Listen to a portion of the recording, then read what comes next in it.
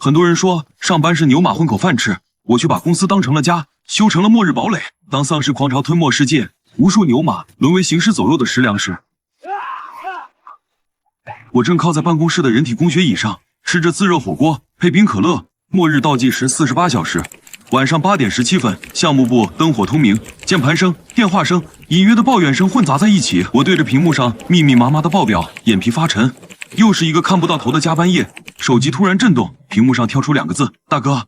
他从来不在这个点找我。接通后，背景音里是急促的警报和压低的通话声。小安，末日即将降临，从现在开始，你要赶快想办法躲起来，并尽量的多囤一些物资。还有，不管外面发生了什么，千万不要出门。我愣住了，下意识压低声音：大哥，你喝多了吧？我还在加班呢，我先挂了啊。挂断电话后，随即电话又响起。我靠，你小子上班上得来瘾了是吧？都世界末日了，你还加个鸟班啊？不是开玩笑，赶紧听大哥的，囤物资，躲起来。我将信将疑，大哥，你真不是喝多了吗？我今天没喝酒，没跟你开玩笑。现在10万火急，我这就给你转100万过去，你赶紧去囤物资，有多少囤多少，不然到时就来不及了。可是，看手机，他挂断了。下一秒，一条需要特殊口令的加密讯息弹出，我手指微颤的输入大哥之前告诉我的备用密码。一个10秒的视频开始播放，画面剧烈晃动，像是手持拍摄。惨白的灯光下，几个穿着密封防护服的人正拼命抵住一扇玻璃门。门内，一个扭曲的人形正以不可能的角度疯狂撞击，脸部紧贴玻璃，眼眶里是一片浑浊的非人猩红。视频戛然而止，最后定格的画面上盖着一个鲜红的绝密电子戳。紧接着，支付宝提示音在安静的工位区响起：支付宝到账100万元。声音冰冷而清晰。旁边工位的何倩诧异地抬起头，我盯着手机，掌心瞬间被冷汗浸透。那一长串0和刚才10秒的地狱景象在脑中轰然对撞，那是真的。项目经理刘毅端着咖啡杯溜达过来，瞥了我一眼：小安，你发什么呆呢？方案今晚必须改完，王总明天一早就要。我猛地站起来，椅子发出刺耳的响声，引来几道目光。刘经理，王总还在吗？有极端紧急情况，需要立刻通知所有人。10分钟后，会议室挤满了人，20几张疲惫又疑惑的脸。老板王总坐在主位，眉头紧锁。你最好真有急事。我什么也没说，直接将手机连上投影仪，播放了那段10秒视频，死寂，然后炸开。这是什么情况？难道是有人恶作剧吗？这什么鬼？新电影预告！李子安，你疯了吧？P 的，绝对是 P 的！我任由声浪冲击，等稍微平静才开口。视频是我哥在国安相关机密单位工作，刚刚冒极大风险传出来的。他预警一种高致命性病原体已失控，48小时内城市功能可能陷入瘫痪。凭什么信你？我点开支付宝，将余额页面投在屏幕上。这是我哥所有的积蓄，100万刚转给我了。请问谁会拿全部身家开这种玩笑？还有这个，谁能轻易伪造？我哥的单位编码是第7研究所，你们可以现在搜，看能不能搜到任何公开信息。一部分人脸色变了，怀疑依然存在，但恐惧的种子已经种下。我需要立刻回家。有人起身，我也是，我也必须走。可以，我提高声音，但请听我一句，直接说末日来了，家人只会当你疯了。建议说接到内部紧急通知，可能有大规模防疫风控演习，建议立刻囤积至少2周物资，然后自己决定是分散回家，还是集中在这里。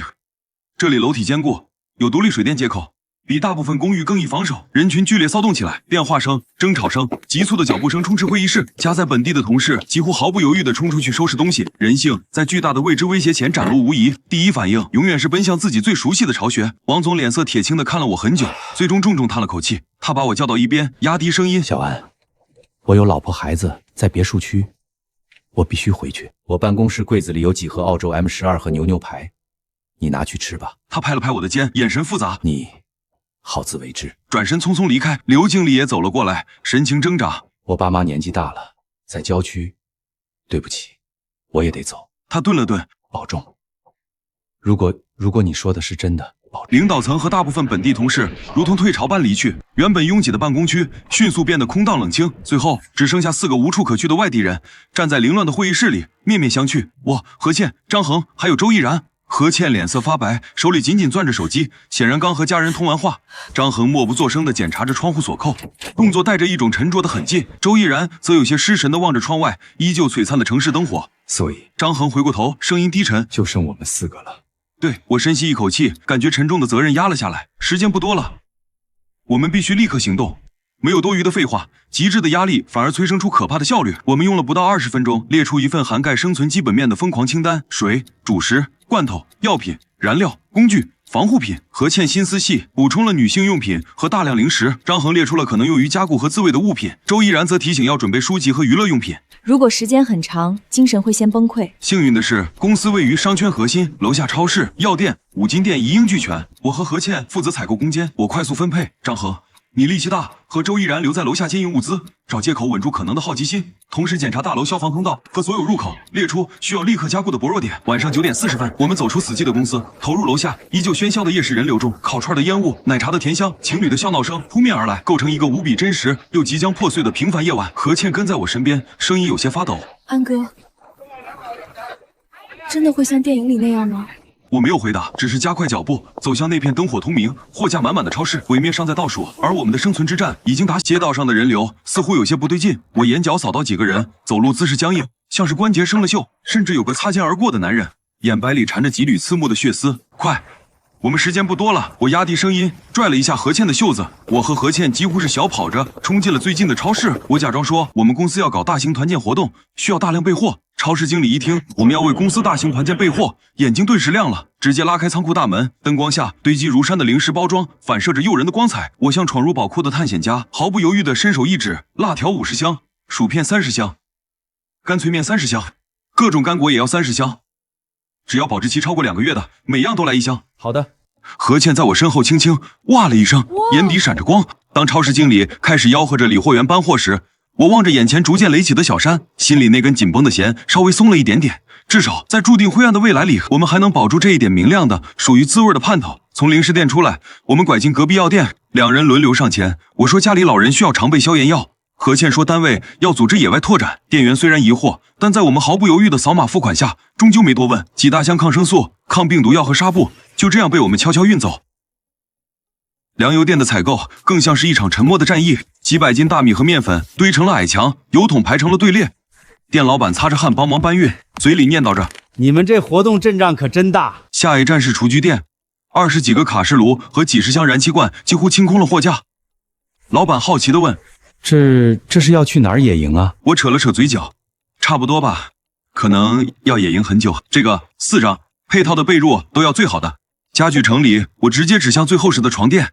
在店员讶异的目光下，我补充道：“今晚必须送到，加急费我另付。既然世界都要坍塌了，至少让我们在公司末日安全屋里睡得稍微像样一点吧。”真正的狂欢在商场里才正式开始。当生存的底线被筑牢，那些曾经遥不可及的欲望便浮了上来。何倩拿起一件裙子的吊牌，倒抽一口凉气：“阿玛尼裙子要6000多，我1个月工资也只够买1条啊！”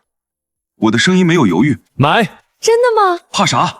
钱在末世里就是一堆废纸，直接买。他又瞄向一个精巧的包包，手像被烫到一样缩回来。爱马仕包包，2万多。算了，我潇洒阔气地说：“末日里的钱就是废纸，实用的物资才是活下去的资本。不要舍不得，直接买就对了。”这么小一支口红，卖2000多。买。这 LV 拖鞋是啥做的啊？卖3000多。买。这胸罩，镶金的吗？卖1000多。买。每一个买字脱口而出，都像砸碎一道曾经困住我们的玻璃墙。金钱在末日倒计时前失去了重量。我们抢购的不是商品，而是一把把通往过去正常生活的脆弱钥匙，是一种近乎绝望的拥有。经过华为体验店时，我顿住了脚步。橱窗里最新顶配的 Mate 系列，在灯光下泛着冷冽的光泽。卫星通讯的功能在末世关键时刻可能真的能救命。我把用了3年的旧手机掏出来，几乎没有犹豫。麻烦帮我换这个最高配置的，现在就要。这台电视今晚安装，送到这个地址。想了想，又指着柜台里的智慧屏，最后的准备在电器城完成。我们搬走了店里最大的几台移动电源，插头插满墙角的每一个插座，让他们在电力消失前贪婪地蓄满能量。我又通过店长高价联系上2位技术员，几乎是恳求他们连夜在公司窗户外的安全位置安装了2套太阳能发电板。当所有货物终于堆积在公司会议室，当崭新的防盗门重重锁上，当电视屏幕亮起一片纯净的蓝光，我们4个人站在物资的群山之中，第一次感受到了那沉重而真实的安全感。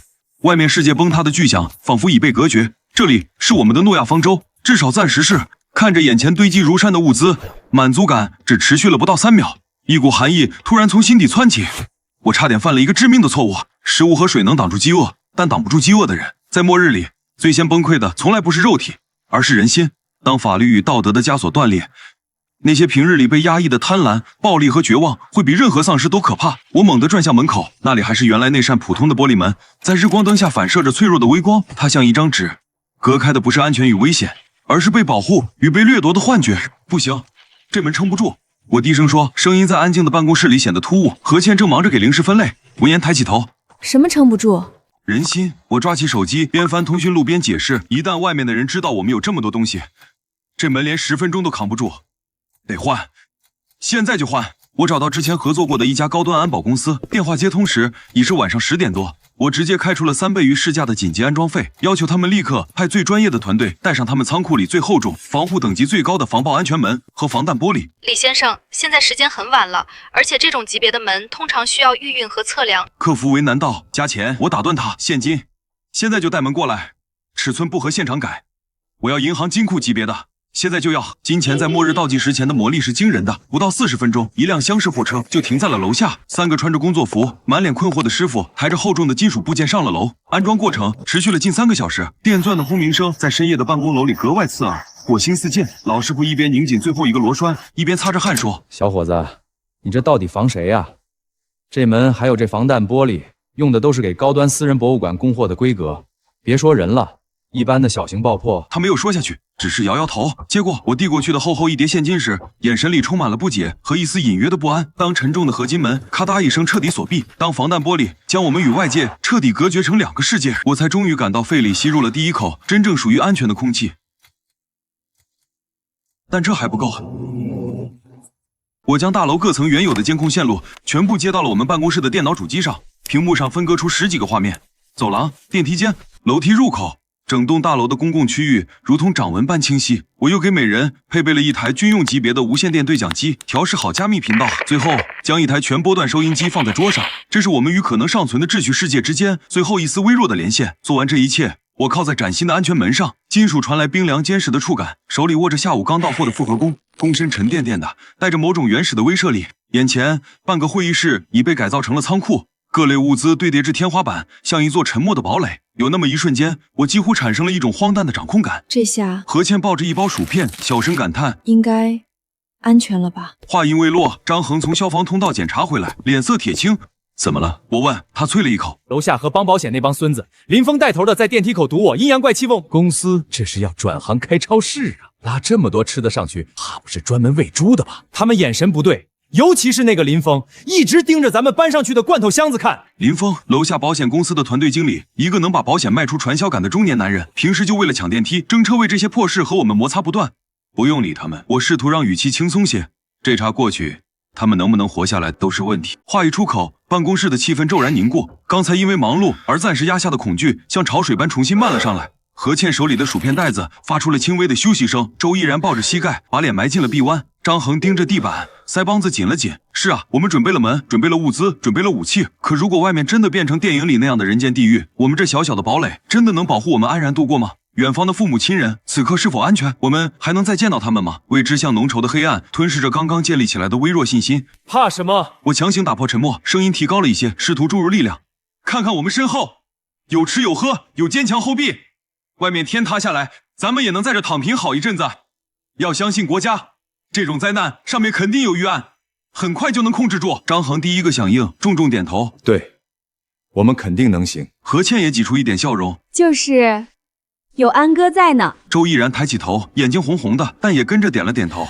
我们像冬天里挤在一起取暖的小动物，虚幻的言语彼此涂抹着勇气。就在这时，站在窗边的何倩发出一声变了调的轻呼，你们手指颤抖地指向楼下。快看！我们瞬间冲了过去，挤在加厚的防弹玻璃后，向下望去。仅仅几个小时前还车水马龙、霓虹闪烁的街道，此刻已化为一片沸腾的血肉地狱。人影壮壮，但行走的姿态已经脱离了人的范畴。关节以诡异的角度反向扭曲，头颅不自然的耷拉或昂起，步伐拖沓，却带着一种执拗的迅捷。他们扑向每一个还在奔跑、尖叫的活人，如同饥饿的兽群。我亲眼看到一个穿着西装的男人被扑倒，3、4具人形压上去，紧接着便是血肉被撕裂的闷响和短暂而凄厉到极点的惨叫。一只穿着高跟鞋的断脚落在马路中央，微微抽搐。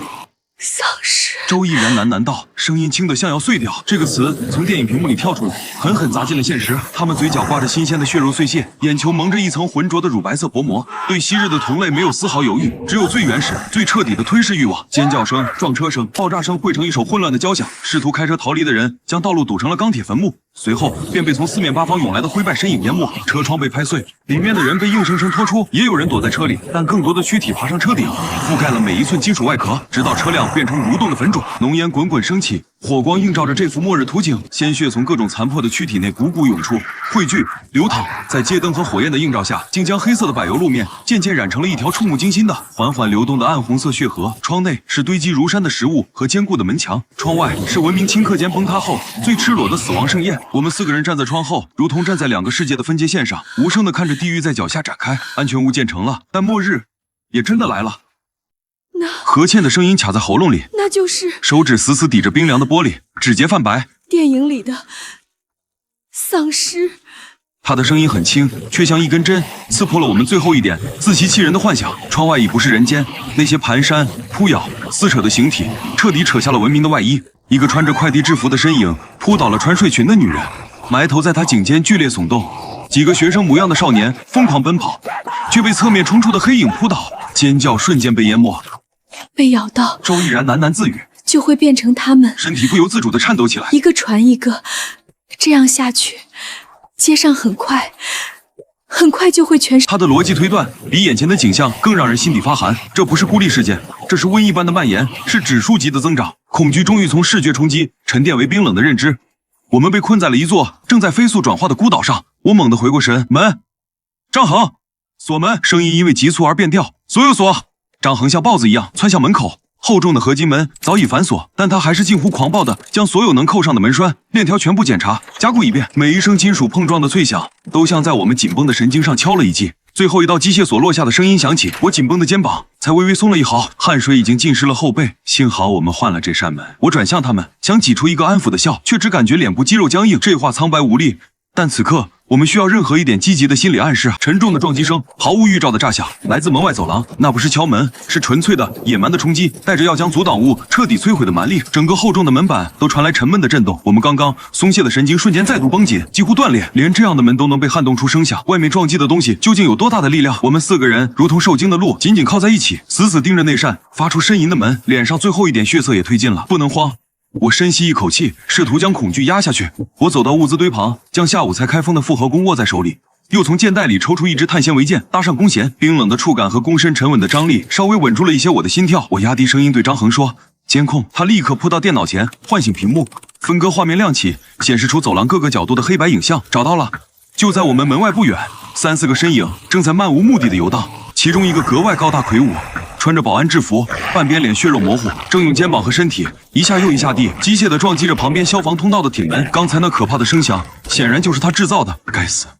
我低声咒骂，忘了把电梯锁死或者破坏掉。他们显然是从楼下一层层游荡上来的。撞击声越来越密集，越来越沉重。那保安丧尸似乎把我们的门当成了新的目标，调转身躯，开始用同样的方式冲撞我们的安全门。每一次撞击都仿佛直接砸在我的胸口，连带着牙齿都在微微打颤。何倩捂住了耳朵，周毅然闭上了眼睛。时间在恐惧中被拉长，不知过了多久，也许只有几分钟，却像一个世纪。那持续不断的撞击声终于停了，我们屏住呼吸，看向监控。那保安丧尸似乎失去了兴趣，拖着脚步缓缓朝走廊另一头走去，其他几只也跟着离开。门口暂时空了，何倩松开手，走了。声音带着劫后余生的虚脱。我们4人不约而同的长长吐出一口浊气，仿佛要把肺里的恐惧都排出去。暂时安全了。监控画面中，一个落在最后的穿着保洁员衣服的丧尸突然停住脚步，缓缓的极其诡异的转过头，浑浊的眼球仿佛看向了墙角的摄像头，然后他猛地向前一扑，整张扭曲变形的脸瞬间占满了整个屏幕。周毅然短促的惊叫一声，我们所有人都害得向后猛退一步，心跳骤停。屏幕上的脸停留了2秒，才慢慢移开，留下令人作呕的残影。不止我们这里。张恒的声音干涩，他拿起自己一直亮着屏幕的手机递了过来，全场都沦陷了。那是社交媒体上自动推送的尚未被屏蔽的短视频。画面抖动的厉害，拍摄者显然在狂奔，背景是熟悉的市中心地标，但昔日繁华的步行街已成人间炼狱，人群像麦子一样被成片扑倒撕咬，有人崩溃的从高楼跃下，更有数十个丧尸形成潮水般的尸群，追逐着寥寥几个幸存者，绝望的哭喊几乎要冲破手机扬声器。我死死盯着屏幕，心脏像是被一只无形的手攥紧、挤压，喘不过气。爆头，必须爆头才能彻底杀死他们。何倩看着视频里的某条评论，颤声念出这个残酷的法则。太快了，他们动作比电影里快多了。张恒补充道，语气沉重。我们真的要这么做吗？没有选择了，必须这么做。压倒性的数量、致命的传染性、难以彻底杀死的特性，以及超越常理的速度，每一条信息都像一块巨石压在我们的生存希望上。我们沉默地退回房间中央，瘫坐在崭新的床垫上。先前躺平的戏言，此刻显得无比可笑。我们背靠着半个房间的物资，目光却无法从门口移开。这道门是我们和外面那个吃人世界之间唯一脆弱的屏障。我张了张嘴，想再说点什么鼓舞士气的话。一声比之前任何一次都更猛烈、更巨大的撞击声骤然爆发，整个房间仿佛都震动了一下，头顶的灯管剧烈摇晃，桌上的水杯倾倒，我们像弹簧一样惊跳起来，脸上血色尽失。门外传来了清晰的、令人牙酸的金属刮擦声。这一次，他们好像不打算走了。撞击声没有停歇，反而变本加厉，每一次门响都像砸在心脏上。厚重的防爆门板在持续冲击下发出不堪重负的呻吟，门框边缘簌簌落下细碎的水泥灰。我抹了把额头的冷汗，手指微颤着调出门外监控。画面里刚才离去的几头丧尸去而复返，而在他们中间赫然多了一个异常魁梧的身影。那是个穿着破损工装裤的巨汉丧尸，身高接近2米，裸露的皮肤呈现出不正常的青灰色，肌肉虬结的右肩正一下又一下地机械般的撞向我们的门。每一次撞击，监控镜头都随之震颤。是他，何倩的声音带着哭腔，刚才就是他在撞。不能光指望这门。张恒低吼一声，率先冲去推那张沉重的实木办公桌。我们瞬间反应过来，七手八脚的将房间里所有能移动的重物、桌子、文件柜、成箱的饮用水全部堆到门后，垒成一道杂乱的壁垒。最后，我们背靠着堡垒，喘着粗气，死死盯着门口。也许是障碍物起了作用，也许是那巨汉丧尸暂时失去了目标。持续不断的撞击声在又响了10几下后渐渐停歇。监控显示，那魁梧的身影拖着脚步缓缓退入了走廊深处的黑暗。死寂重新降临，我们瘫坐在地上，像刚跑完一场马拉松，浑身脱力。我松开几乎要嵌进掌心的复合弓，发现弓身上沾满了自己冰凉的汗渍。周依然不确定的小声问：暂时安全了吗？没人回答，因为手机的提示音正以前所未有的频率炸响，屏幕不断亮起，将每个人惨白的脸映照的忽。我划开屏幕，涌入的是公司所在大厦的物业群，未读信息已经变成99加，滚动的消息不再是日常的抱怨或通知，而是一幅用文字拼凑出的实时上演的死亡地图。17楼，谁在17楼？救命啊！他们冲进我们公司了！21楼电梯管道好像有声音，有没有人啊？我们在19楼小仓库，门还能顶住，但没水了，谁能来救救我们？我听到隔壁公司的惨叫了，没声音了，全没声音了。这栋光鲜的写字楼，此刻每一层都可能在上演绝境。大部分公司为了通透美观安装的玻璃隔断和玻璃门，在和平年代是设计感的体现，在此刻却成了最致命的陷阱，既挡不住丧尸，又阻断了逃生的路。只有我们海森公司装了坚固大门的，却成了血海中的孤岛，而更多的人甚至没来得及发出求救，便已消逝。我不敢再看，按熄屏幕，走向窗边。天色诡异，下午3、4点的光景，天空却透着一层不祥的暗红色，像凝固的血浆。本该明亮的秋日太阳悬在那里，只是一轮惨白模糊的光斑，没有温度，只散发着萧瑟的死气。安哥，何倩走到我身边，声音轻颤，要是没有你大哥，我们现在可能就跟下面那些人一样了。我顺着他的目光向下望去，街道上几处残骸旁，隐约还能看到一些没能完整转化的破碎人体。死亡并非最可怕的，沦为无知无觉的嗜血怪物才是。但此刻，连沦为怪物都成了一种奢望，有些人直接被分尸殆尽。我转过身，努力让语气显得坚定，试图驱散弥漫在空气中的绝望。我们门窗都加固了，物资充足，只要坚持住，救援一定会来。这话是在安慰他们，更像是在说服自己。看着那些苍白金黄的脸，我无比庆幸当时近乎疯狂的花钱囤货。然而，一句轻声的话语像冰锥般刺破了这勉强的平静。那些在群里求救的人，有些可能就在楼上楼下，他们就在一墙之隔的地方慢慢等死。我们能不能想想办法，哪怕救1、2个人进来？他的话没说完，但意思清晰无比。我皱紧了眉，心底一沉。我最担心的情况之一还是出现了。在极端环境下，过度的善良往往会将整个团队拖入深渊。周依然本性善良，这是优点，但在末日里，这可能成为害死所有人的弱点。我没立刻反驳，只是沉默地望向窗外。天色就在这片死寂和内心的拉扯中迅速暗沉下来。今夜没有月亮，乌云吞没了最后的天光，整座城市陷入一种诡异的黑暗。只有零星几盏尚未损坏的路灯，在电路不稳的滋滋声中投射出昏黄摇曳的光圈。远处街道上，报废汽车燃烧的火焰成了主要光源，跳动的火舌舔舐着黑暗，映出壮壮扭曲移动的黑影，如同从地底爬出的恶鬼巡行。对面居民楼偶尔有几个窗口还亮着灯，但立刻遮光帘就会被迅速拉上，将那微弱的光明与人气彻底隔绝。每个人都躲进了自己的壳里，警惕着外界的一切。我拉上了我们自己遮光帘，将那个可怖的世界暂时屏蔽在外。晚餐是自热火锅和烤肉，若在平时，这足以让加班牛马们欢呼，但此刻食物浓郁的香气却驱不散凝滞的气氛。我们围坐在茶几旁，沉默的咀嚼，耳边只有餐具偶尔的碰撞声和窗外遥远模糊的不知是风声还是物业的声响。没有人说话，每个人都盯着某处虚空，眼神空洞，仿佛灵魂还滞留在白天的血腥画面里。一声清晰的、绝不属于幻觉的撞击声猛地从门口方向传来，我们像触电般同时弹起，桌椅被撞得乱响，惊恐的目光齐刷刷射向那扇刚刚平静不久的安全门。黑暗笼罩的走廊外，那令人心脏骤停的碰撞声又一次响起了，门外传来的竟是人声。海森的兄弟，开开门，我是楼下和帮公司的林峰。前天看见你们运了不少东西上去，行个方便，匀我们一点，我们断粮了，真扛不住了。我们买，高价买，你开个价。我心脏一缩，和身后的张恒迅速交换了一个眼神，是楼下那家保险公司的人。果然，白天大张旗鼓的搬运，还是被有心人看在了眼里。他们此刻冒险穿过有丧尸游荡的楼层上来，只能说明一件事：他们的处境恐怕已到了山穷水尽的地步。我压低声音对神色紧张的何倩和周毅然说，更像是在坚定自己的信心。放心，门他们弄不开，丧尸都没撞开的门，几个人力，念头还未落，门外的语调陡然一变。妈的，给脸不要脸是吧？林峰撕下了伪装，拍门声变成了砸门，每一下都透着暴躁。海森的杂种，听见没有？老子最后说一遍，自己开门，交出物资，还能给你们留口吃的。再装死，等老子进去，把你们全扔下去喂丧尸！威胁赤裸而凶厉，我示意其他人后退，自己贴近门边，声音透过厚重的金属传出，清晰而冰冷。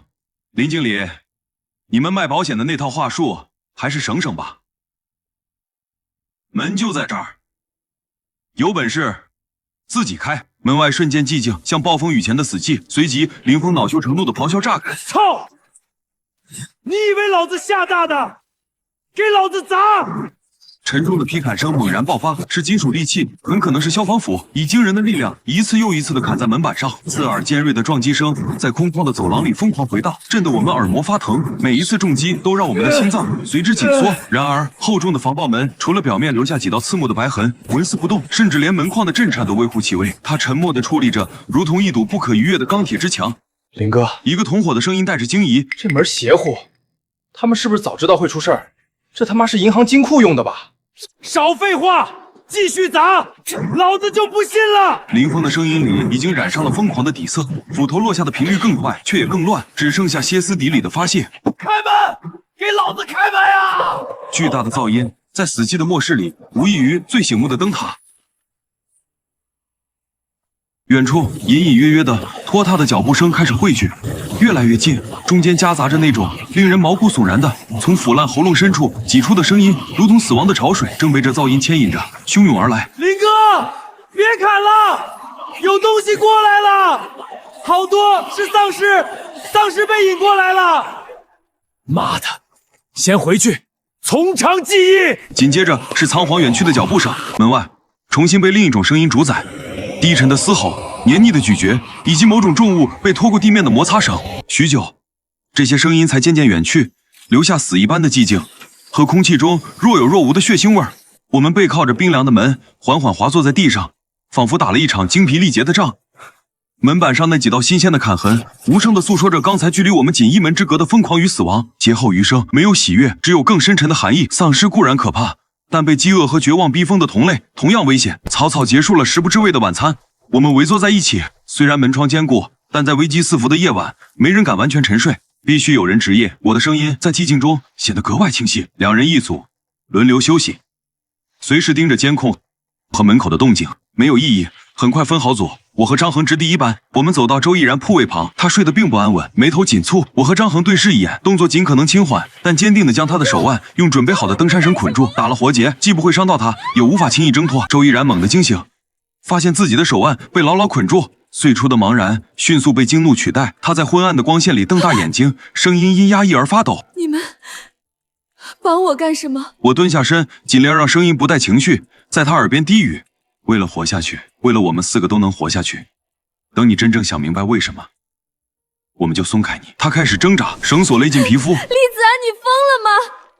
放开我！何倩迷迷糊糊地睁开眼，借着应急灯微弱的光，她先是看到周毅然手腕上清晰的绑绳，愣了1秒，随即像被烫到一样猛地坐起。你们在干什么？放开他！李子安，张恒，你们疯了吗？张恒一个箭步上前，挡在他和周毅然之间，动作不算粗暴，但异常坚定。何倩，冷静点儿。我怎么冷静？何倩眼睛瞬间红了，她看看被堵住嘴、泪流满面的周毅然，又猛地转向我，声音因为激动而发颤。为什么？毅然做错了什么？我们是一起的啊！你怎么能绑他？周毅然也奋力挣扎起来，眼神里充满了委屈和求救。我深吸一口气，疲惫感沉甸甸地压在眼皮上。何倩，但我必须解释清楚，你想想昨天林峰来的时候，周毅然说过什么？何倩愣住了。他说那些在外面的人好可怜，要不我们放几个人进来吧。昨天门外是林峰，是带着斧头想抢我们东西，差点把丧尸引来的林峰。如果当时不是那道门够结实，如果当时周毅然有机会有权利做决定，你觉得他会开门吗？我不是那个意思。我第一次对他提高了音量，压抑的情绪有些失控。那是什么意思啊？末日里一次错误的好心，代价就是我们所有人的命。外面不仅仅是丧尸，还有比丧尸更贪婪、更不择手段的活人。你的善良，在我们这个4面楚歌的安全屋里，就是最危险的缺口。何倩张了张嘴想反驳，却一时语塞。她回想起昨天林峰砸门时的疯狂和门外的惨叫，脸色白了白。何倩的怒气消退了些，可是取而代之的是痛苦和挣扎。非得这样吗？我们可以跟他讲道理，看着他，没必要绑起来啊。他是毅然啊。张恒低沉的开口，他指了指自己的耳朵。讲道理，昨晚丧尸就在门外几米远的地方，今天林峰可能还在附近，我们没有犯错的资本，心软一次就可能没有第2次机会。他看向何倩，绑起来他对我们都是现在最安全的选择，这不是惩罚，是防护。何倩的眼泪掉了下来，她看看眼神冷酷决绝的我和张恒，又看看被绑着满脸泪痕，眼神从愤怒逐渐转为迷茫和受伤的周毅然。一边是冰冷的生存逻辑，一边是温暖的姐妹情谊，激烈的挣扎在她脸上浮现。最终她肩膀垮了下来，像是被抽走了力气。她没再试图去解绳子，而是慢慢坐到周毅然身边，握住了他被绑住的手，眼泪无声的流淌。对不起，毅然。他低声说：对不起。他们说的可能是对的。周毅然停止了挣扎，他看着为自己哭泣的何倩，又看向我们，眼神里的难以置信渐渐被一种更深沉的、混合着恐惧与了悟的东西取代。他不再发出声音，只是闭上了眼睛，眼泪从眼角不断滑落。这场短暂的冲突以一种令人心碎的沉默妥协告终。我们亲手在彼此之间划下了一道关乎生死的信任红线。后半夜无人真正入睡，何倩守着周毅然，默默垂泪。我和张恒盯着监控，屏幕的光映着我们同样疲惫而僵硬的脸。清晨，浓雾裹挟着血色天光渗入，电依然通着，我机械地更换着移动电源。这重复的动作带来一丝虚假的常态感。我轻拍周毅然的肩，将他从昏沉中唤醒。一旁的何倩也随即惊醒，两人睡意朦胧地望向我。我立在他们面前，语气冷淡：现在知错了吗？知道了。周毅然扬起脸，昏暗光线下是我，他的眼睛透着疲惫，太天真，嗓音沙哑，差点害了大家。他微微喘息，又低声恳求：能放了我吗？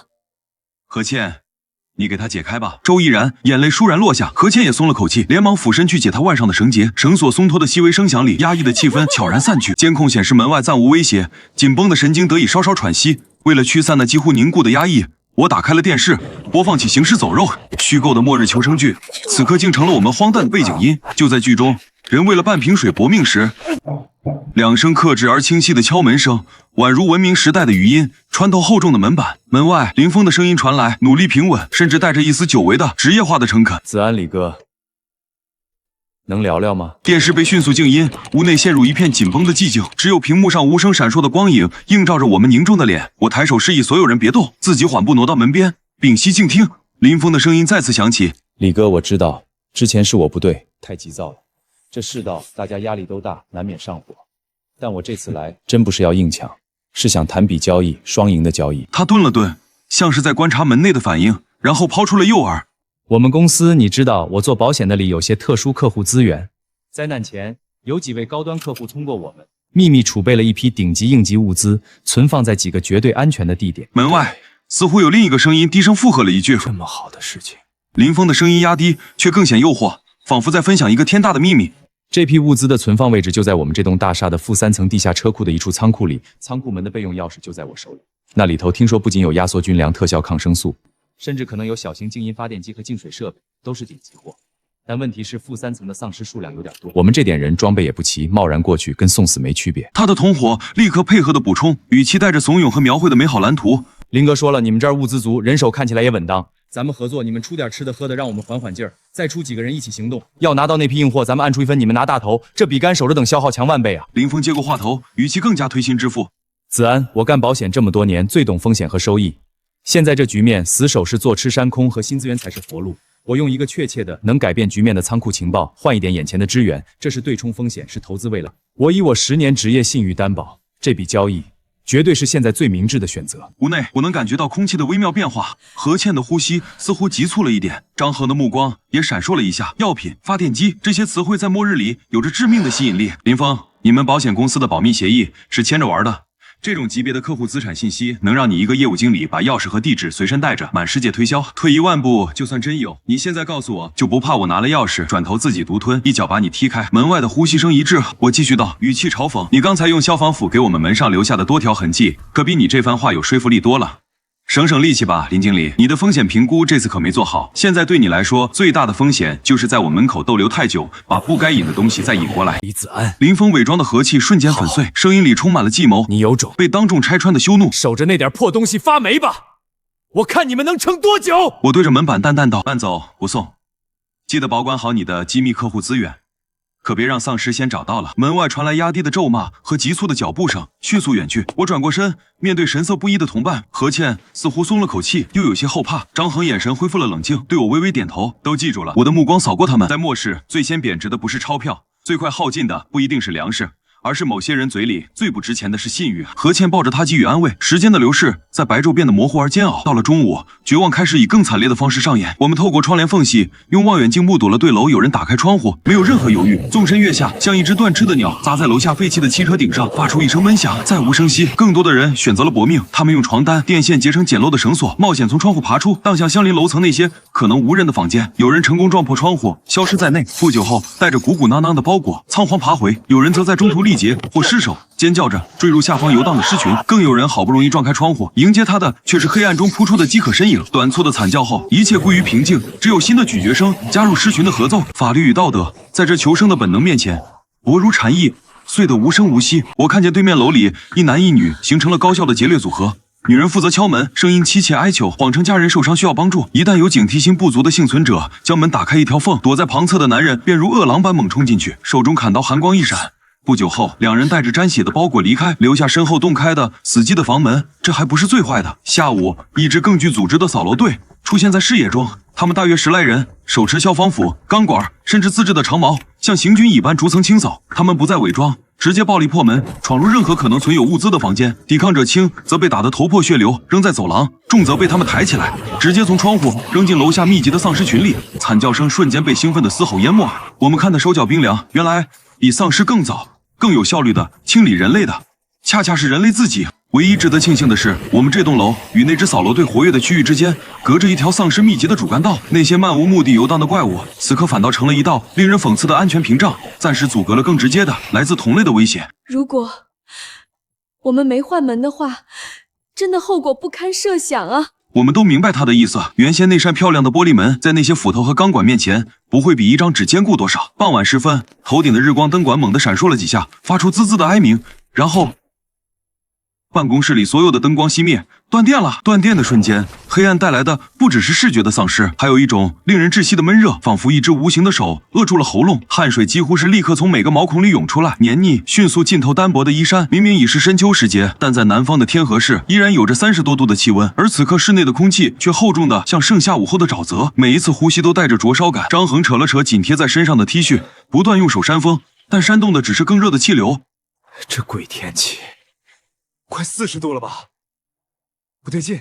我看向放墙上挂着的电子钟，显示温度已达到了38度。没有空调，没有有效的通风，在这个密封性良好的安全屋里，我们正被缓慢的、无声的蒸煮。最严峻的抉择立刻摆在眼前。我们备有移动电源，甚至可以连接一台小型空调，但移动电源有限，必须省着点用。空调是耗电巨兽，一旦启动，这点宝贵的电力恐怕撑不过一夜。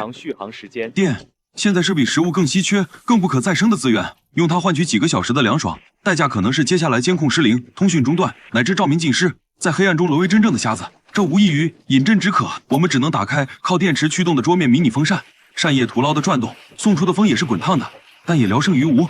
高温迅速抽干了所有人的力气和意志，我们瘫在相对凉爽些的地砖上，像离水的鱼，连手指都不想动，说话都成了消耗。寂静中只有沉重而湿热的呼吸声。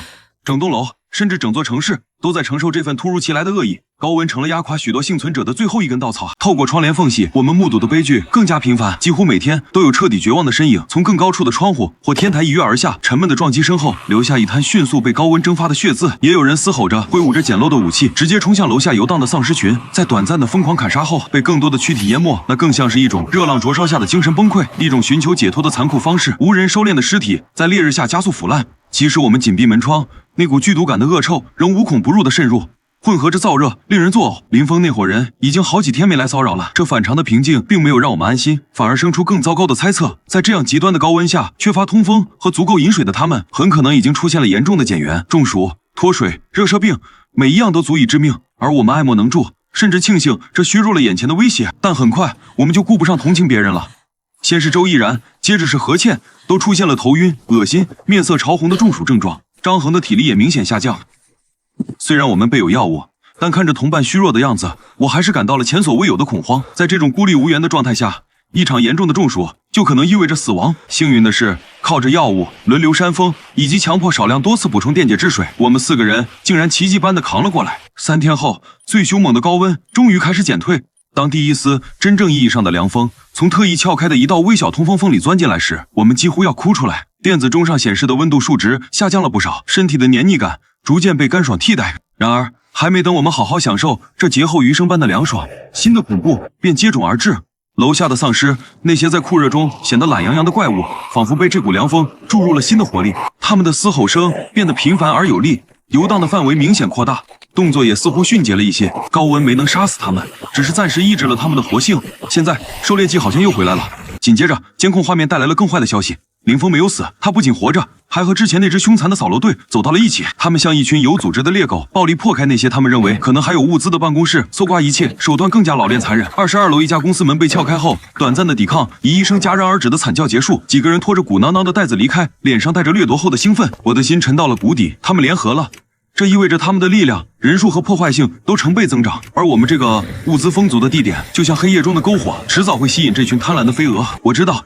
他们之所以还没来，一是可能在其他地方找到了暂时够用的补给，二是在积蓄力量，或者在准备更有效的破门工具。复合弓被我从箱子底层再次拿出。接下来的日子，我除了必要的休息和警戒，所有时间都用来练习拉弓、瞄准、呼吸、放箭。单调重复的动作里凝聚着越来越强的杀意和决心。张恒则默默打磨着几把战术刀和一根沉重的钢管。何倩和周毅然也努力克服恐惧，学习使用一些简单的防身工具。压抑的平静持续了几天，直到那个下午，监控屏幕的警报轻微震动，画面里走廊尽头人影匆匆，他们终于来了。林峰走在最前面，脸上带着一种混合了怨毒和志在必得的狞笑。他身后跟着黑压压一片人，粗略看去不下15个，每个人手里都拿着东西，不再是简单的斧头棍棒，而是电镐、大功率电钻、液压剪，甚至还有一把冲击钻。他们像一支专业的拆迁队，只是眼神里闪烁的是毁灭和贪婪。他们停在我们的防爆门前，工具被放下，发出金属碰撞的轻响。林峰在门外叫嚣：“海森公司的杂碎们，这次我不信还破不了这狗门！”门外的林峰已经和记忆里那个油滑的保险经理判若两人。他的脸紧贴着门上的防弹玻璃视窗，扭曲的笑容里透着毫不掩饰的狠厉，眼神里沉淀着一层浑浊的血色，那是见过太多鲜血后留下的印记。小子，最后给你们一次机会。他的声音沙哑，却字字清晰地钻进来。自己开门，乖乖交出东西。看在过去邻居的份上，可以留你们一条活路。要是继续当缩头乌龟，他后退半步，扬了扬手中沉重的液压剪。等我们进去，那就不是商量了。我背靠着冰凉的门板，能清晰听到自己心脏在胸腔里狂跳的鼓点，手心因为紧握复合弓而汗湿。旁边，何倩握着一根磨尖的钢管，指尖发白；周依然双手紧攥着一把长柄战术斧，呼吸急促。张恒则像一尊铁塔般立在最前，手中的砍刀横在身前，眼神死死盯着门缝。这是我们建立安全屋以来面临的最大危机，直接来自同类最赤裸的恶意。斗不过，万事皆休。我低声吐出2个字：准备。下一秒，巨大的噪音风暴席卷了走廊，电钻尖锐的嘶鸣率先响起，试图在锁眼位置打孔。紧接着是液压减长式嵌入门缝的金属摩擦声，更有重锤一下下砸在门板上闷雷般的巨响。多种破坏性声音混杂在一起，几乎要撕裂耳膜。厚重的防爆门在这些专业工具的围攻下，第一次发出了低沉的、令人牙酸的震颤。我能感觉到脚下地面的轻微震动，肾上腺素在血管里奔涌，将恐惧暂时压制成一种冰冷的专注。我扭头看向我的同伴，张恒的腮帮子紧紧咬着，脖颈上青筋暴起，但握刀的手稳如磐石。何倩脸色惨白如纸，身体在微微发抖，却死死咬着下唇，没有后退一步。周依然眼中含泪，那是对暴力的恐惧，但更多的是一种被逼到绝境后破釜沉舟的决绝。没有退路了，当文明的外衣被彻底撕碎，能保护我们的只剩下手中的武器和彼此的脊背。我抬起手指向门上方，那里有一个书本大小的横向开口，外部覆盖着可滑动打开的金属挡板，这是定制这扇堡垒门时我坚持要求加装的最后一道非对称防御设计。何倩立刻明白了我的意思，他深吸一口气，用力向我点头，挪步到开口下方，双手抓住了内侧的开合把手。我则迅速从箭袋中抽出3支探箭，一支搭上弓弦，另外2支夹在指缝备用。弓臂被拉到满月，冰冷的箭簇通过狭小的开口，瞄准了门外那个正在操控冲击钻的模糊身影。生与死就在这几平方厘米的开口之间。我低喝：“就是现在！”何倩猛地向旁边一拉把手，唰啦，外部挡板划开，走廊里混杂的光线和噪音猛然涌入。门外不到5米处，一个背对着我们的壮汉正弯腰操控着轰鸣的机器，毫无防备地将整个后背暴露在我的剑下。没有犹豫，屏息，松弦，弓弦震颤的轻响几乎被噪音淹没。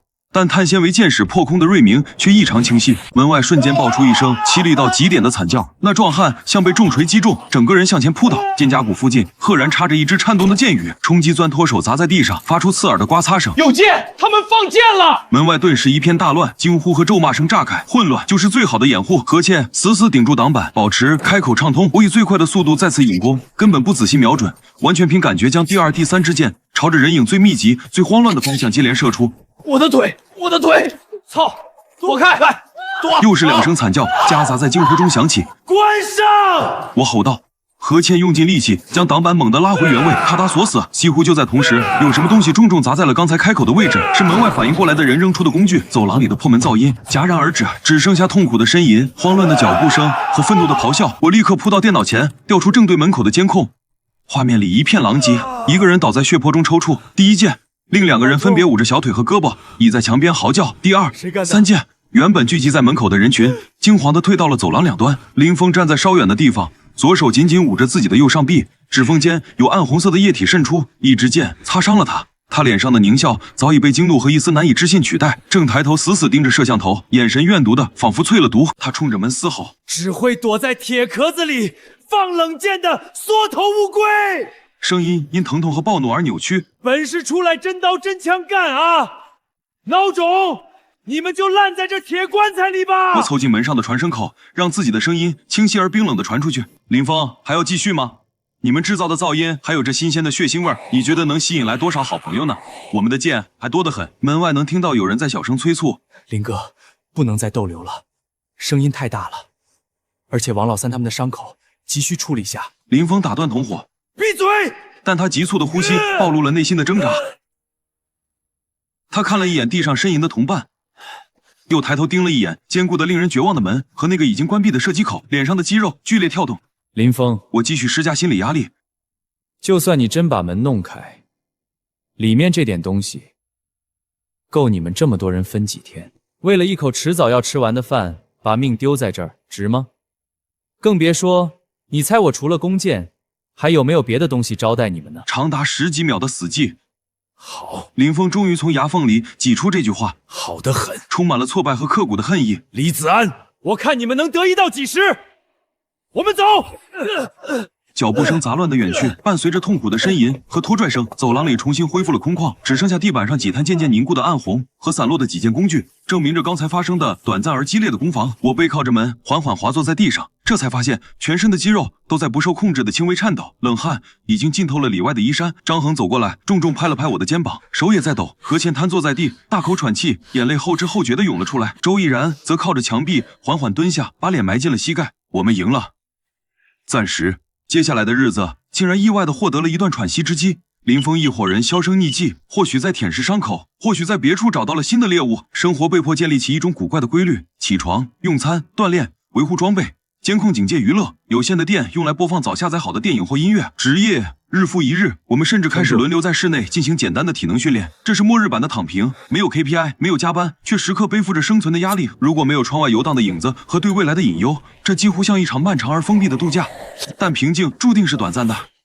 几天后，我们注意到街道上的丧尸出现了异常，它们的数量似乎并未减少，反而在缓慢增加。可能是从其他区域游荡而来，也可能是仍有幸存者不断被转化。更重要的是，他们的行为模式变了，不再是漫无目的的徘徊，有时会聚集起来，长时间的执拗地冲击着某栋尚有活人气息的建筑，或者围攻那些我们通过望远镜观察到其他幸存者建立的简陋街垒。狮群开始表现出一种原始的、令人胆寒的协作和目的性。低吼声在夜晚变得更加密集、焦躁，仿佛在酝酿着什么。窗外的地狱仍在升级，我们目睹了新的恐怖变种，一些格外高大、肌肉异常蓬隆的丧尸。他们不再满足于在街道上游荡，开始像失控的卡车般，直接用肩膀撞碎沿街店铺单薄的玻璃门或卷帘，蛮横地冲进去。紧接着，短暂的死寂后，便是从建筑物深处爆发出的令人血液冻结的尖叫和撕扯声。那些自以为躲藏在室内的人们，迎来了更直接的末日。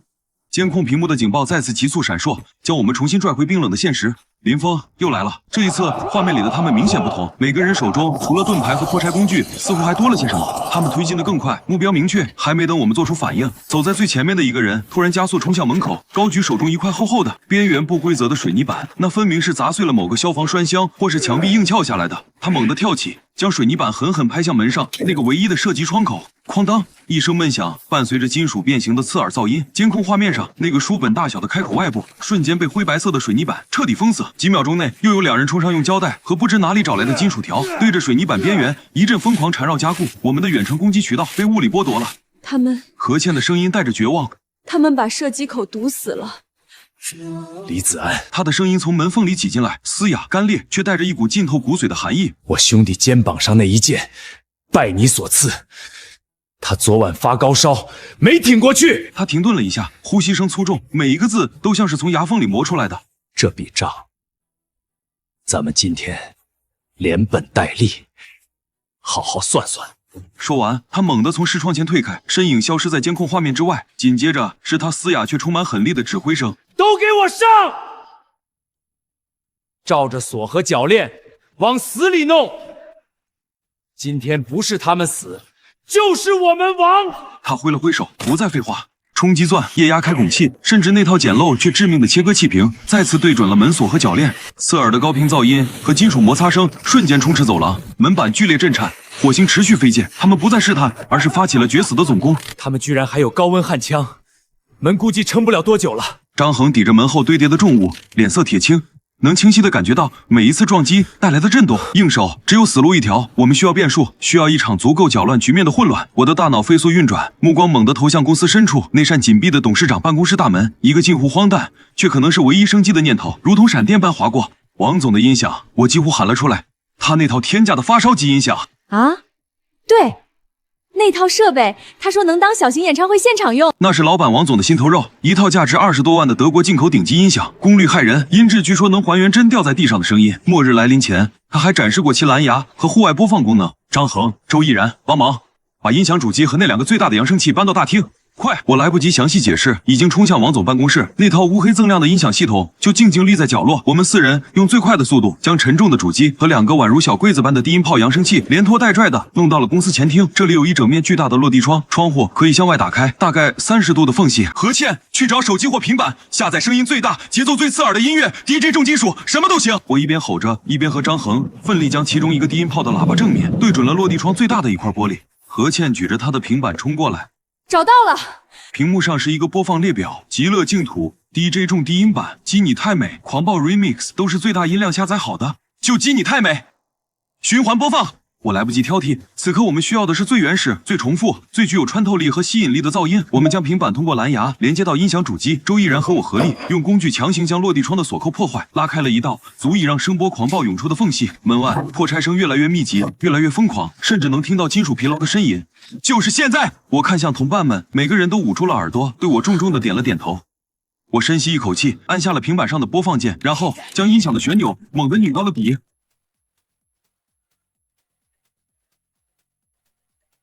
无法用语言形容的声浪，仿佛实质的冲击波，瞬间从那昂贵的扬声器中喷发而出。经过顶级功放的驱动，那熟悉的旋律被放大，扭曲成一种震耳欲聋、带着狂暴低音炮轰鸣的噪音武器。不到10秒钟，我们透过窗户和监控看到了更惊人的景象。楼下街道上，所有游荡的丧尸像被无形的磁石吸引，同时停下了漫无目的的步伐，齐齐转向了我们这栋大楼的方向。大楼内部上下楼层的走廊里，原本不知隐藏在哪个角落的丧尸发出了兴奋的集体嘶吼。沉重的脚步声开始从楼梯间传来，越来越近，越来越密集。他们被这前所未有的持续的巨大声源吸引，正从各个角落、各个楼层向我们所在的位置，确切说是向声源前方林峰团伙所在的走廊蜂拥而来。丧尸，好多丧尸从楼梯上来了。他们仓促构筑在走廊两端的简易屏障，在从两侧楼梯涌出的尸潮面前，如同纸糊一般被瞬间冲垮。被音乐彻底激怒的饥饿尸群，如同黑色潮水般从两侧挤压而来。林哥，两边都来了，顶不住了。林峰的脸上肌肉疯狂抽搐，赤红的眼睛里血丝密布。他看了一眼身后越来越近的尸潮，又猛地回头盯着眼前这道饱受摧残却依然紧闭的大门。绝望和疯狂在他眼中交织沸腾，最终化为一种孤注一掷的歇斯底里。你们两个去帮忙，拖住，给我争取时间，快，不然全都得死在这儿。那两人对视一眼，看到了彼此眼中的恐惧，但在林峰吃人般的目光和身后逼近的死亡嘶吼中，他们只能硬着头皮抓起地上的消防斧和钢管，嚎叫着冲向两侧即将崩溃的防线，试图用血肉之躯稍微延缓尸潮合拢的速度。林峰像一头彻底陷入绝境的困兽，他不再需要掩饰，口中发出非人的低吼，双手青筋抱起，竟然独自操持起那把沉重的电锯，再次狠狠地怼在门锁的位置。同时，他双脚疯狂地踢踹着旁边还在运转的冲击钻，让他以最大功率继续钻孔。他疯狂地咆哮，电锯与金属摩擦发出的尖笑和他本人的吼声混杂在一起，完全盖过了门外手下濒死的惨叫和丧尸兴奋的嘶吼。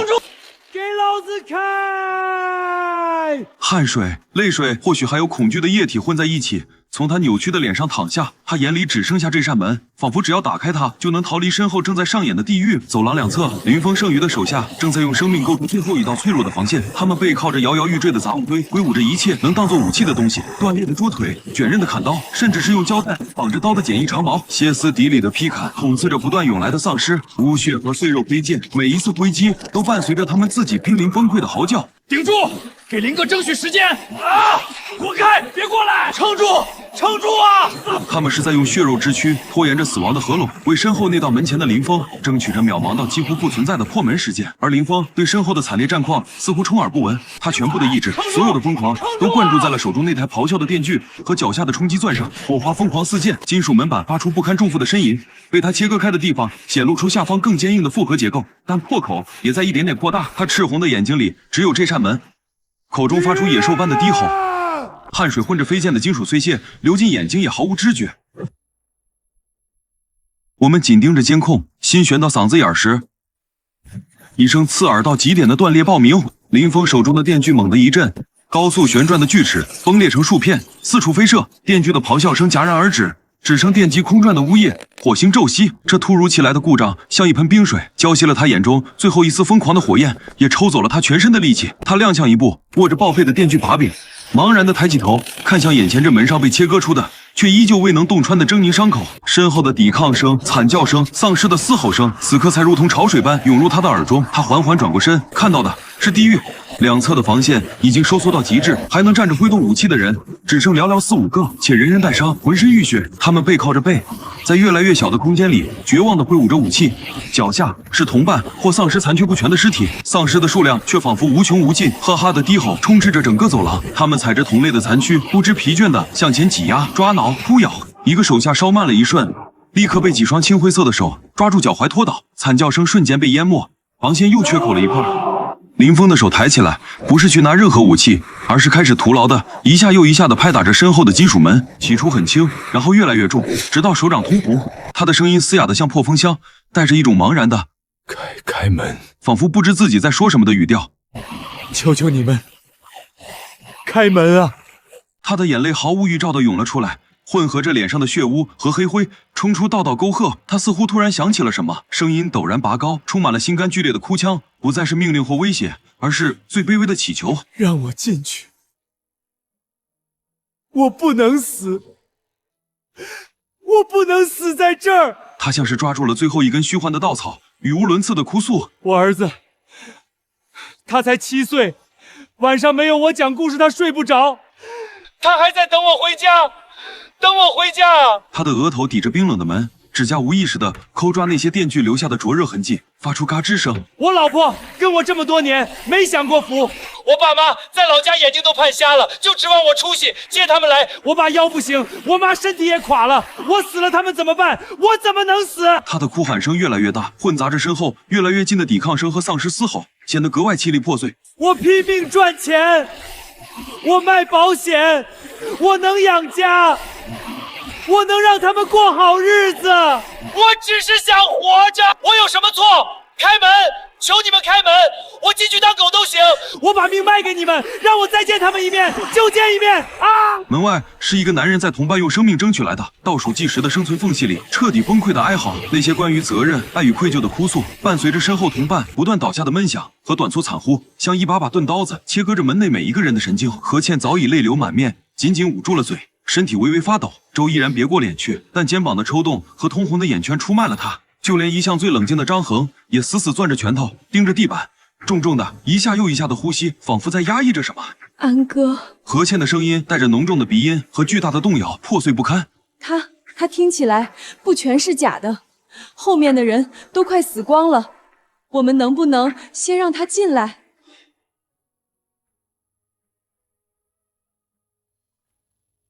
子安，我知道他坏，可是听着他们一个个，我受不了，先控制住他行吗？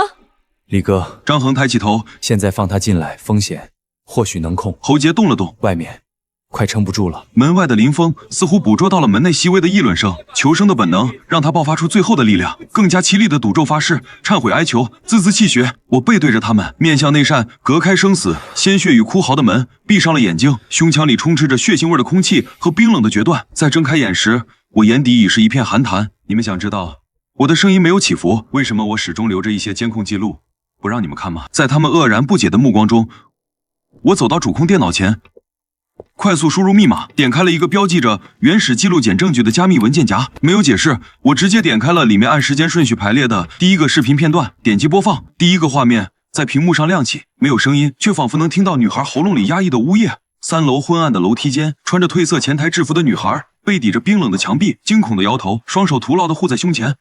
林峰和另外2个男人把她堵在死角，脸上是毫不掩饰的淫邪笑容。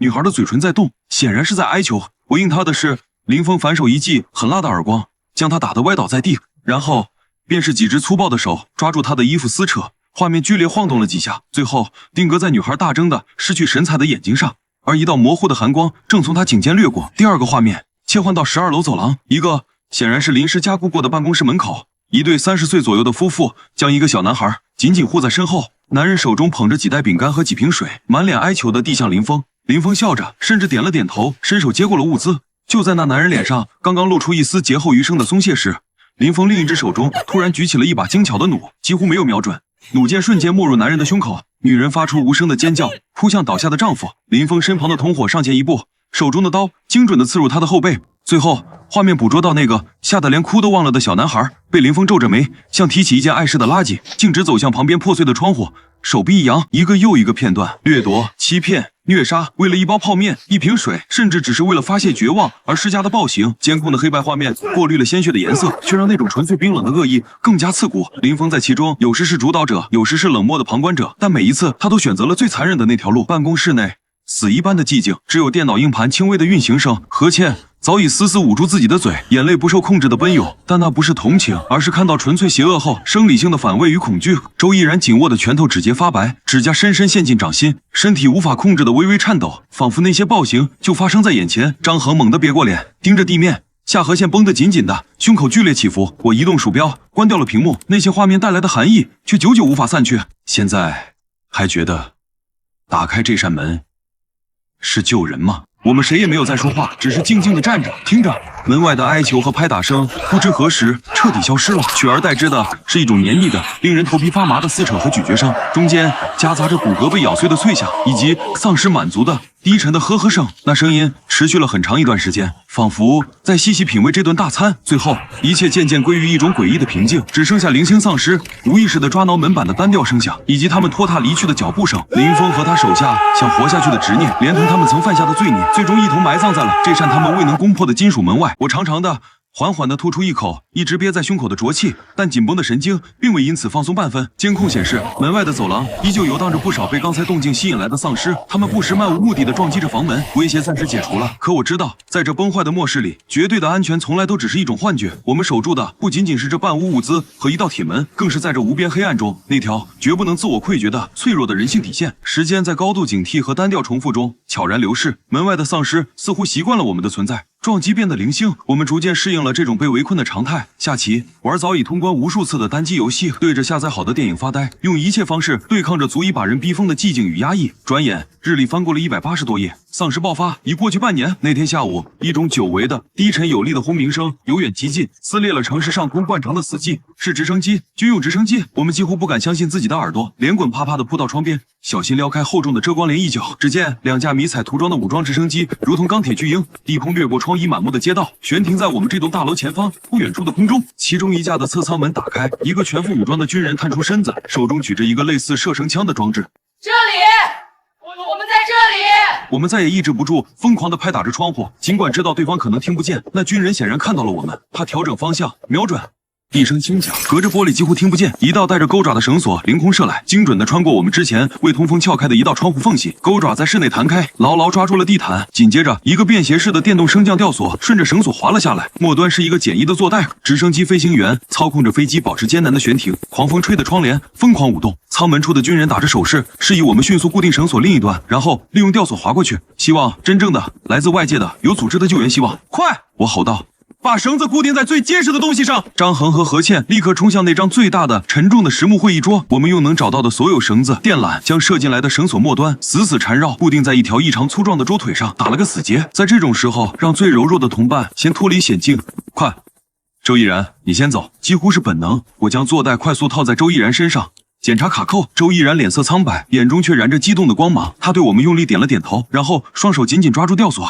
窗外的军人按下开关，吊索开始自动回收，带着周毅然缓缓向窗外滑去。该地面向着那扇敞开的、象征着升落的机舱门移动。15米、10米、5米，我们的心提到了嗓子眼儿，既为他高兴，又焦急地等待着轮到自己。就在周毅然距离机舱门仅剩2-3米，舱内另一名军人已经伸出手准备接应他时，异变陡生。机舱内那个一直背对着我们坐在副驾驶位置上的军人，身体突然剧烈的、不自然地抽搐起来。他猛地转过头，整张脸在刹那间变得扭曲青黑，眼中只剩下浑浊的疯狂，张开满是咸水的嘴，一口咬向了旁边正全神贯注操控直升机的驾驶员脖颈。凄厉的惨叫通过对讲设备隐约传来。直升机猛地一阵剧烈颠簸，失去了稳定，而连接着我们和周毅然的那条生命之绳，因为直升机的失控摆动，被一股巨大的横向的力量猛地拉扯。固定在室内的这一端，那沉重的实木会议桌发出不堪重负的呻吟，4条桌腿在地板上划出刺耳的尖响，被硬生生拖着向窗户方向移动了半米。缠绕在桌腿上的绳索瞬间绷紧如钢弦，悬在半空的周毅然发出一声惊叫，身体在空中失控的摆动，差点脱手。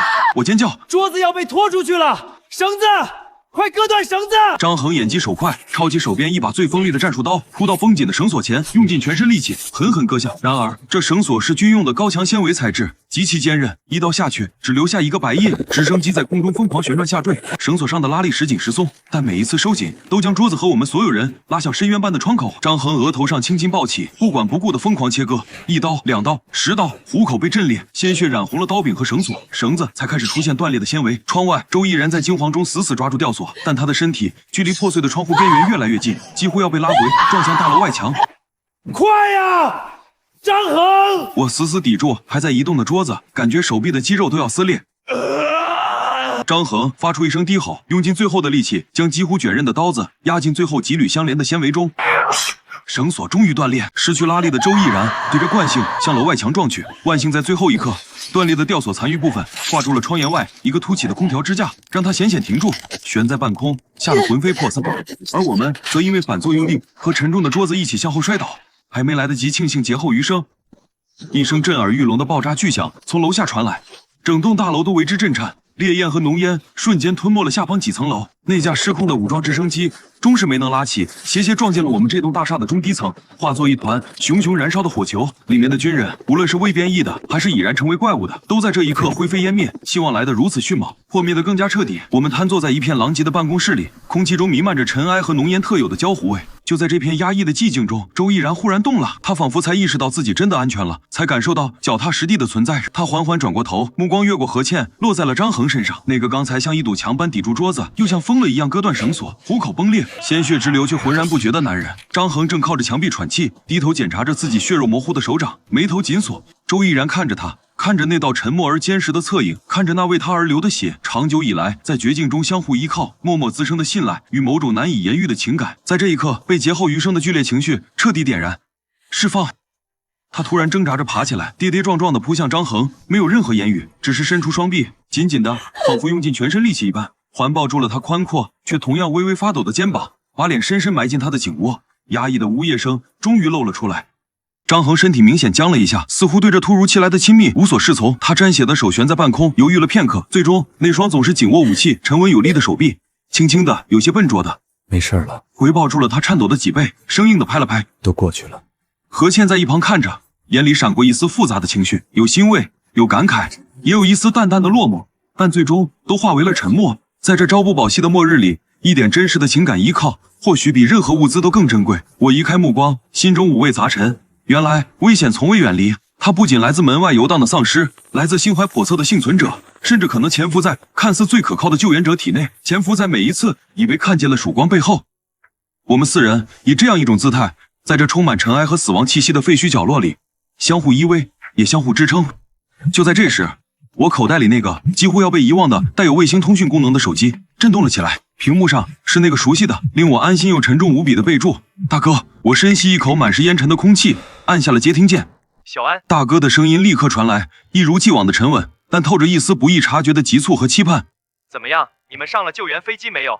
哥，我张了张嘴，喉咙有些发干。救援飞机，目光扫过窗外，出事了，那仍在升腾的浓烟和火光撞楼了，声音干涩而疲惫，全部遇难。电话那头陷入了长达数秒的死寂，我能想象到大哥在电话那瞬间凝固的表情，半晌他才重重地叹了口气，那叹息声通过电波传来，充满了难以言喻的诧异、哀痛以及深深的无力和自责。知道了。他的声音低沉了下去，但很快那股熟悉的、不容置疑的坚定又强行凝聚起来。人没事就好，飞机没了再想办法。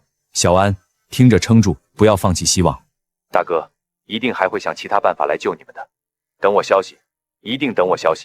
我低低应了一声，千言万语堵在胸口，最终只汇成一个字：通讯中断。我握着尚有余温的手机，看着窗外渐渐被夜色和浓烟吞没的废墟城市，又看了看身边刚刚经历生死、情感悄然变化的同伴，活下来了，又一次以更加残酷的方式见证了希望的脆弱。但大哥的声音像黑暗中一缕微弱的却不肯熄灭的火苗。这场漫长的末日远未到终局，而我们还必须继续走下去。